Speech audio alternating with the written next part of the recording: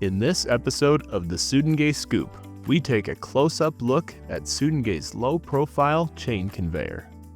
Let's talk a bit about low-profile conveyors. Sudenga Industries invented this format over 25 years ago.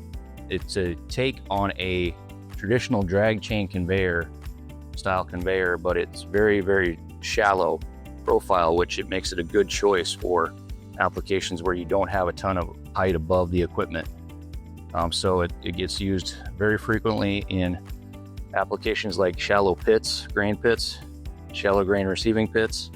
It will get used in applications where you maybe need to load out from the discharges on your bins that are a bit lower to the ground.